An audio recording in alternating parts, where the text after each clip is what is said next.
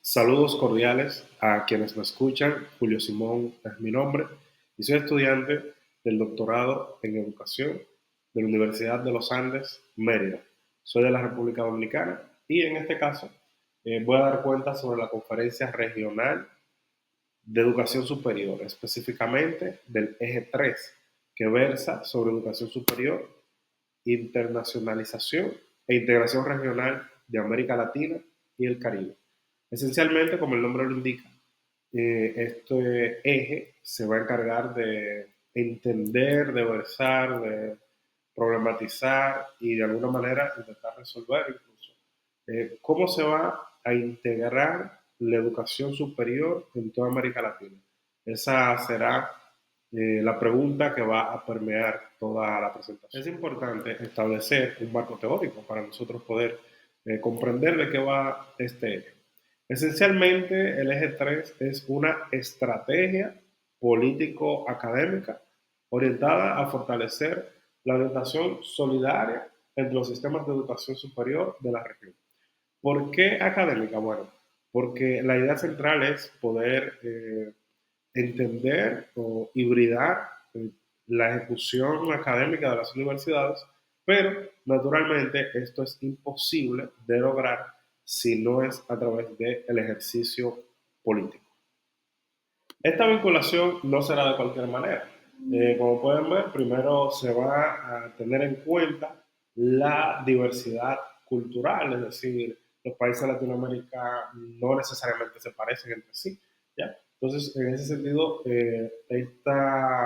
este vínculo entre las universidades tendrá que respetar de manera imperativa la diversidad cultural. Y también habrá la construcción del conocimiento como bien social, es decir, no vamos a producir conocimiento solamente para beneficiar a un país determinado, sino que va a ser una especie de patrimonio regional. Del mismo modo, esta combinación se hará a través de tres modelos. El primero es un modelo humanista. El modelo humanista entiende que el ser humano es un fin en sí mismo, es decir, se va a estudiar para el ser humano. Y será este ser humano el fin mismo, el eje central, la motivación de estudios, ¿no? Pero también se tendrá en cuenta un modelo sur-sur, ¿no? Donde no significa que hay un rechazo hacia lo que nosotros conocemos como norte, ¿no? Epistemológicamente hablando, ¿ya? Sino que el modelo sur-sur entiende que hay países, hay regiones que históricamente han sido periféricas, ¿no?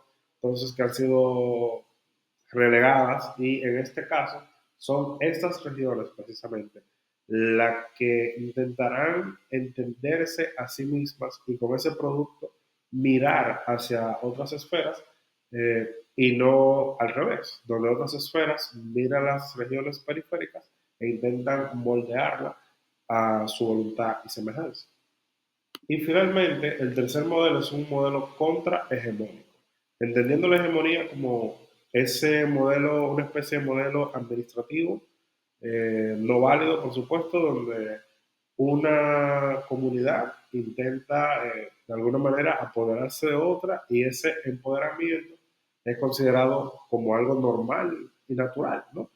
Que por un hecho cualquiera, esta comunidad tiene mayores dones para empoderarse de la otra y no solo empoderarse, sino anular sus derechos y que esto sea aceptado de manera natural, ¿no? Entonces, ese modelo, el modelo hegemónico, no va a figurar, no figura dentro de este eje. Es decir, las universidades intentarán promover, hibridarse, combinar gestiones, ¿ya? Pero sin que una intente someter a la otra, ¿no? Sino que es un ejercicio de colaboración, no de hegemonía. Es de suma importancia destacar que el CRESA 5 no es más que una reunión de seguimiento del CRESA que se hizo en 2018, ¿no? Entonces, eh, ¿cuáles son las metas que se pautaron en ese momento, en el 2018, que después fueron revisadas en el 2024? Bueno, pues lo primero es integrar la dimensión internacional en las políticas públicas y universitarias, porque había una especie de movimiento, si se quiere, casi que privado, ¿no? Donde las universidades intentaron dar pasos hacia adelante, como se ha hecho permanentemente, pero queda reconocido que sin políticas públicas que colaboren a la universidad, esto es imposible, ¿no? Después avanzar hacia el reconocimiento efectivo de estudios, títulos, competencias, microcredenciales, es decir, si estudias en un país latinoamericano, que estos estudios puedan ser, en la medida de lo posible, validados en otros países, ¿no? Esto permite la migración, permite el intercambio de conocimiento, el reconocimiento cultural, etc. También consolidar redes regionales, especialmente los enlaces, ¿no? Que serán pequeños vínculos entre universidades para intercambio estudiantil, intercambio de estudios, etc. Crear una agencia regional de conocimiento y financiamiento público. Siempre el tema del financiamiento es un tema recurrente en este tipo de colaboraciones. Viajar entre los países no necesariamente es barato, no necesariamente está al alcance de todo el público. Luego, desarrollar un programa de movilidad regional ampliado. Esto se ha ido logrando parcialmente, pero como lo indica, un programa de movilidad regional ampliado, ¿no? Que sea socialmente inclusivo, que no sea destinado solo para pequeñas élites, ¿no? O para personas que tienen los recursos propios, ¿no? Para hacer este tipo de viajes. A veces las universidades se han limitado a ofrecer simplemente la posibilidad de que alguien venga al país a estudiar. Pero ese alguien que viaja debe él financiar todo, ¿no? Entonces, eso comienza a crear un círculo exclusivo para este tipo de viajes. Luego, se intenta incorporar, una de las metas es incorporar tecnologías digitales y virtuales como soporte estructural de la internacionalización. Esto también se ha logrado parcialmente. Hay países donde ya tú puedes estudiar de manera virtual desde tu casa, ¿ya? Y también se propone fortalecer la formación docente en el enfoque internacional y regional. Esto incluso aparece en el plan estratégico de algunas universidades, donde no solo se envían estudiantes, sino docentes financiados por la institución para que, bueno, desarrollen cursos, interactúen con otros docentes del área y, bueno, así fortalecer esa red de conocimientos. Estas metas tienen retos. Esos retos, por ejemplo, son la baja ratificación estatal del convenio regional de reconocimiento de títulos, lo que debilita la integración académica. ¿Qué significa esto? Que de 23 países que participaron, solo 6 le dieron seguimiento a este tema. Es decir, estudias en un país y no necesariamente ese país será reconocido en una universidad fuera, ¿ya? A pesar de que esté en la misma región. Entonces, este diálogo no se ha completado y eso ha representado uno de los retos principales. Luego, la desarticulación entre los niveles gubernamental y universitario. Esto significa que muchas universidades son privadas y no tienen ese aval gubernamental en el sentido monetario, de reconocimiento. Entonces, esto significa que universidades también han perdido cierto tipo de apoyo que tenían con el gobierno, títulos que en el mismo país han dejado de ser reconocidos, etc., ¿no? Movilidad estudiantil limitada a élites económicas, como decía anteriormente, pues no todo el mundo puede costear un viaje, y no solamente viaje, sino es viaje, estadía, comida, culturización, etc. Luego tenemos también ausencias de políticas regionales, de ciencias de investigación coordinadas. Los países hacen investigaciones propias, ¿no? Pero esas investigaciones no necesariamente están vinculadas una con otra. Es decir, dos países pueden estar investigando el mismo problema en un contexto determinado y no con así, hallazgos, unidades. Luego tenemos una débil respuesta regional conjunta ante crisis globales como la pandemia COVID-19. Es decir, la interacción de los países regionales de América Latina y el Caribe para abordar problemas que son comunes para toda la región es débil. Y luego también tenemos brechas importantes de acceso a conectividad, recursos tecnológicos entre países e instituciones. Esto ha sido un mal del que adolece toda América Latina, todo el Caribe, otros países también del mundo, otras regiones del mundo, donde simplemente hay una brecha, un acceso a Internet, por ejemplo, que es muy débil, deficiente. En ese sentido, entonces, este tipo de comunicación y colaboraciones se hace entonces cada vez más difícil. Sin embargo, no todo es malo, ¿ya? No todo es un reto, no todo es difícil. Hay oportunidades que se pueden seguir explotando.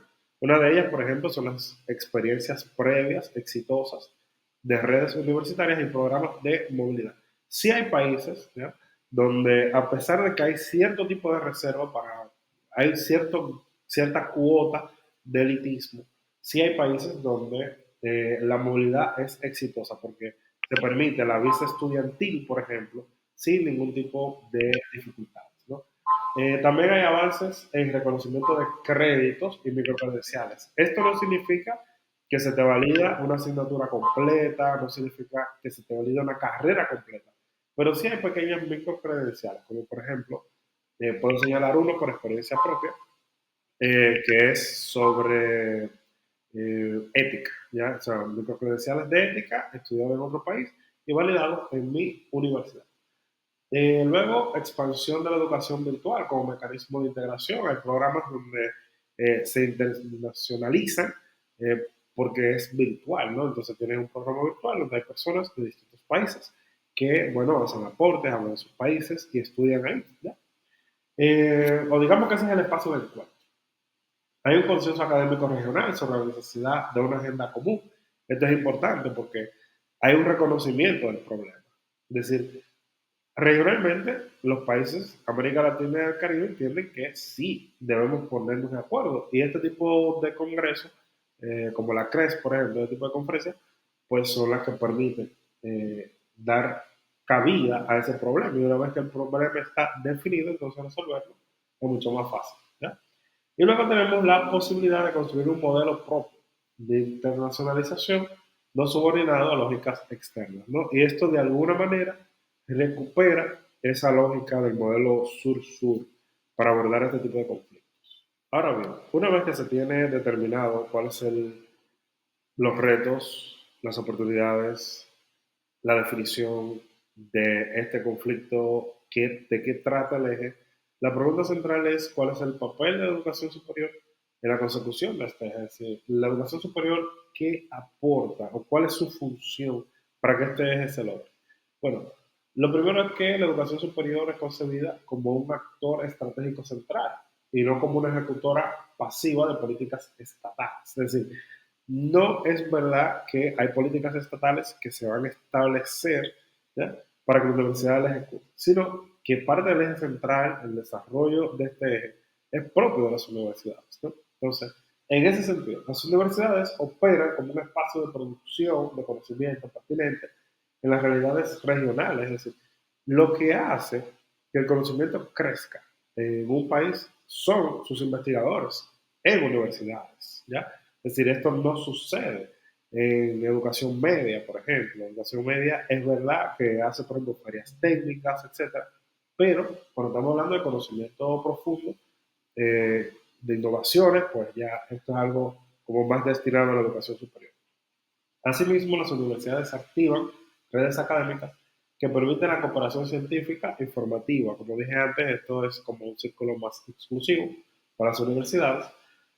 También forman ciudadanía regional crítica, intercultural, solidaria, de ahí la importancia de que hayan facilidades, como por ejemplo las visas de estudiantes, para el intercambio cultural, para que se puedan hacer cuatrimestres de estudios, personas de un país en otro, para conocer la cultura y que haya una especie eso, de ciudadanía regional, es decir, no soy solamente dominicano, soy ciudadano regional de toda América Latina, ¿ya? Eh, Median entre las políticas públicas y prácticas académicas concretas, porque es verdad que hay políticas públicas que dictan cuál es el orden de la educación superior. Sin embargo, es la práctica académica concreta que se ejecuta dentro de las aulas universitarias la que va a aportar la experiencia que tendría que acompañar esa política pública, ¿no? También sostienen la integración regional desde su autonomía institucional. Muchas universidades pues tienen este privilegio, no son estatales necesariamente, y bueno, desarrollan una autonomía institucional que permite tener un diálogo preferiblemente más fluido con otras universidades también de carácter privado. Finalmente, el documento del eje 3 insiste en que si la participación activa de las vías, el eje 3 queda reducido a declaraciones formales sin impacto real. Es decir, lo que se discutió en la mesa del eje 3 dejó muy claro y lo dejaron plasmado en el documento, que no es posible eh, lograr una internacionalización educativa si los institutos de educación superior no tenían una participación activa dentro de este diálogo. Finalmente, la crítica sobre el eje 3 y la discusión del documento que se tuvo en esa mesa. La crítica personal es la siguiente. Primero, que existe una tensión que no está resuelta entre el discurso político y la capacidad real de implementación. Es decir, las intenciones políticas pueden ser buenas y claras, pero significa una serie también, o supone una serie de reformas internas que tendrían que redefinir la dinámica de un país. Por ejemplo, los viajes de un país a otro no solamente supone financiamiento, supone también políticas migratorias que tendrían que ser redefinidas, por ejemplo. Luego, la falta de mecanismos regionales estables de financiamiento y gobernanza debilita la viabilidad del proyecto. Un viaje regional, como digo, supone un cambio, por ejemplo, de políticas eh, migratorias, pero también hay un tema de financiamiento que reserva este tipo de viajes para un tipo de élite que no necesariamente debería ser. Es decir, una colaboración consecuenciada de políticas públicas supone que bajo ciertos estándares que pudieran ser meritocráticos, un estudiante pudiera viajar no necesariamente perteneciendo a una élite en ese país. Luego, el reconocimiento de la diversidad regional no se acompaña de estrategias claras para gestionar los desequilibrios estructurales en los países. Los países no tienen las mismas dinámicas sociales que estructuran el comportamiento cívico. Esto significa que un estudiante, por ejemplo, que viene de un país que es más seguro que otro, cuando viaja no sabe cómo comportarse dentro de ese país o se toma libertades que no son factibles en el país que los recibe. Entonces, es un tema en este caso, por ejemplo, Policía Nacional, Educación Cívica, es decir, estructuras desequilibradas, ¿no? Luego, hay desequilibrios también, que estos desequilibrios pueden producir asimetrías dentro del propio proceso de integración. En República Dominicana ya hemos tenido esa experiencia. Países, estudiantes que vienen de otros países con otras estructuras, no saben cómo abordar o se sienten mal abordados por nosotros porque somos gente pues más, bueno, con sangre caribeña y abordamos con poca interacción, ¿no? Entonces, esto presenta cierto tipo de rechazo o vulnera la sensibilidad de estudiantes que vienen de países que son menos sociables en ese sentido. Y bueno, esto simplemente es un tema de vulneración de caracteres, de personalidades, etc. A pesar de los límites que puede presentar este tipo de integración, es importante que el eje no salga de la agenda, porque una región como América Latina y el Caribe no puede vivir sin o no puede desarrollar ni su economía, ni su patrimonio, ni su cultura, si no se gestiona esto dentro de la colaboración en educación superior. Y esta colaboración va a suponer todas las reformas que se han presentado en el eje 3. Y finalmente, la educación superior continúa siendo un espacio clave para articular la integración regional, la producción de conocimiento y la transformación social en América Latina y el Caribe. Es cuarto.